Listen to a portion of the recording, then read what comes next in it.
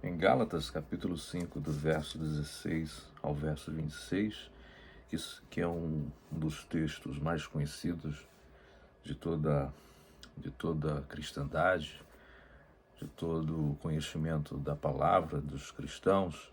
Paulo fala sobre as obras da carne, o fruto do Espírito. Ele vem dizer que nós devemos andar no Espírito e jamais satisfazer os desejos maus, né? Com uma linguagem bem antiga, as concupiscências da carne. Porque a carne, ela sempre vai lutar contra o Espírito. A carne aqui não significa dizer que seja o nosso corpo físico, não. Como muitas pessoas erroneamente entendem, mas a carne aqui, ela é a força própria do homem, o egocentrismo do homem, aquilo que é natural, intrínseco do homem, do pecado que habita nele. E Paulo vai dizer que essa carne milita contra o Espírito, luta contra o Espírito vai lutar também, por sua vez, contra a carne. O Espírito aqui vai falar sobre o desejo espiritual inerente que o próprio Espírito Santo fala ao nosso espírito, que devemos viver uma vida em santidade. É o Espírito que faz conexão com o Espírito Santo, o Espírito com é maior, que vai lutar contra os desejos carnais. E o texto vai dizer que eles são opostos entre si. Ou seja, a carne sempre vai desejar o que é o oposto do Espírito. E por conseguinte, o Espírito sempre vai ser oposto aos desejos da carne.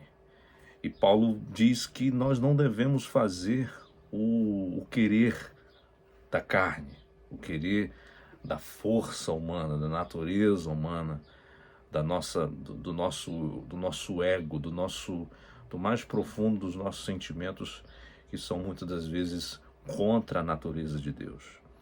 Bem, e ele vai continuar dizendo que as obras da carne, ela está no plural, ele fala que são conhecidas, ou seja, as obras da carne, elas são manifestas diante dos homens, os homens conhecem, mesmo o homem não crendo em Deus ou não, a natureza terrestre vai conhecer, a natureza celestial também vai conhecer, porque elas são conhecidas.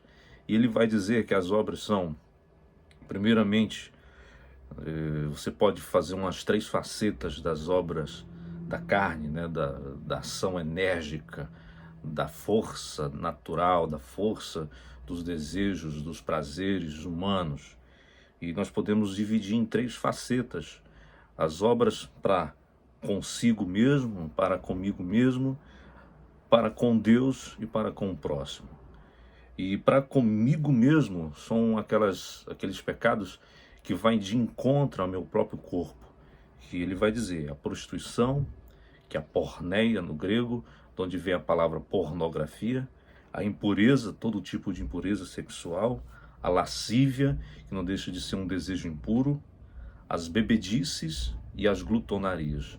Então esses pecados vai de encontro ao meu eu, à minha carne, a si mesmo. E para com Deus, Paulo coloca 2 coisas, a idolatria, que está no singular, inclusive, e feitiçarias, que está no plural. Então, essas 2 obras, ela vai de encontro à natureza divina.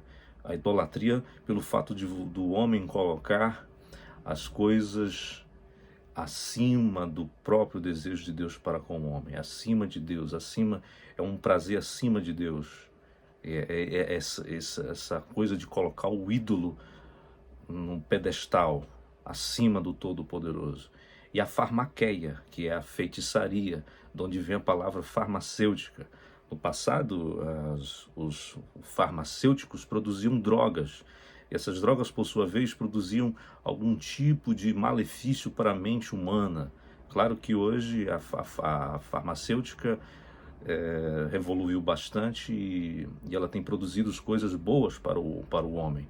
Mas também essa farmacêutica que produz drogas, que altera a consciência dos homens, também pode trazer danos para o ser humano, e essa farmacêutica, essa farmaqueia, essa ação de drogas que manipulam a mente, que controla o homem, que controla o ser humano, também vai em choque a natureza humana e também vai em choque contra a natureza divina. E o pecado para com o próximo, Paulo vai dizer que são as inimizades, as porfias, os ciúmes, as iras, veja que elas estão no plural, as discórdias, as dissensões, as facções e as invejas. Todos esses pecados vão atingir o próximo. Por conseguinte, vai atingir a Deus, porque uma vez que você peca contra o seu próximo, também peca contra Deus. Em última instância, Deus sempre vai ser o alvo do seu erro, do seu pecado, e você vai pecar contra Ele. Tanto quando eu peco comigo mesmo, quando eu peco para com o meu próximo, e quanto eu peco para com Deus mesmo. E, para a gente não ir muito longe, Paulo fala, mas o fruto do Espírito. Paulo fala da singularidade da natureza espiritual do Espírito Santo em nossas vidas, mas o fruto do Espírito. Veja a sua singularidade, que tem as suas multifacetas de coisas maravilhosas na vida do homem. Enquanto que as obras da carne estão numa pluralidade, mostrando as matizes de coisas que contaminam o homem, que levam o homem contra Deus, o fruto do Espírito Santo é a sua singularidade, que produz um homem uma diversidade de coisas maravilhosas. E Paulo vai dizer, o fruto do Espírito para comigo, para consigo mesmo, o amor, que esse é o primeiro da lista, a alegria, a paz, a mansidão e o domínio próprio. Esse é o fruto do Espírito. O amor, por conseguinte, é um maior dom. Paulo vai dizer isso em 1 Coríntios capítulo 13. Se você ler 1 Coríntios capítulo 13, está na divisão entre 1 Coríntios capítulo 12, que fala dos dons espirituais, e 1 Coríntios capítulo 14, que fala sobre a natureza de como a gente deve agir em torno dos dons. Então, entre os dons e a natureza de como dirigir os dons, está o capítulo 13 como sendo o amor, a máxima dos dons espirituais. E ele aparece, claro, na primeira instância aqui. O amor, a alegria, a paz, a mansidão, o domínio próprio. Essas são a singularidade do Espírito Santo, que produz essas diversidades, esses gomos, como já diziam os irmãos no passado, né? Esse gomo da laranja, que produz para nós essa coisa de alegria, de paz, mansidão e o domínio próprio, E para com o próximo, veja que o fruto do Espírito, ele traz ele vai trazer um benefício primordial para a minha vida, para quando eu produzir o amor, a alegria, a paz, a longanimidade, a mansidão, a paz, a mansidão, o domínio próprio, vai produzir para com o próximo, que é a longanimidade, a benignidade, a bondade e a fidelidade. Veja que essa singularidade do Espírito vai trazer uma diversidade de benefícios para com o meu próximo.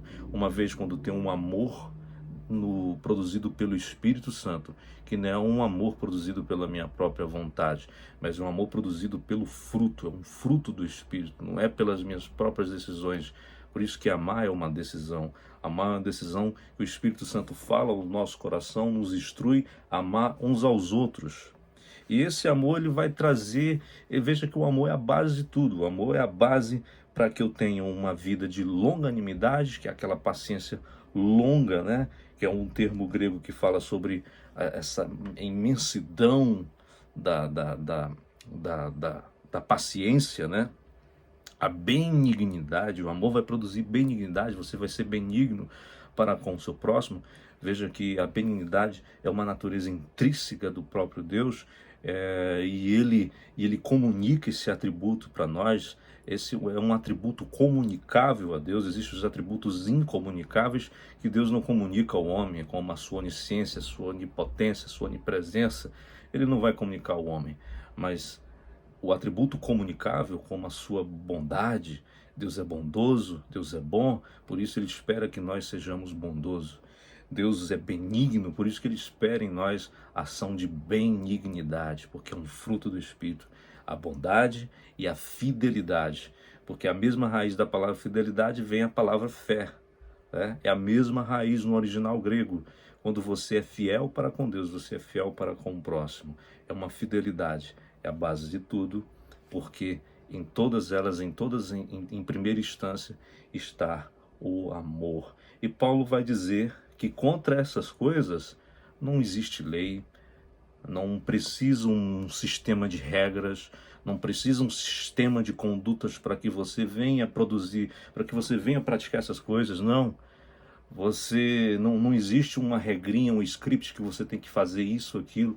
Não, isso é uma ação do próprio Espírito Santo em nossas vidas, porque é um Espírito Santo que produz em nós, porque de nós mesmos não produzimos de nada bom.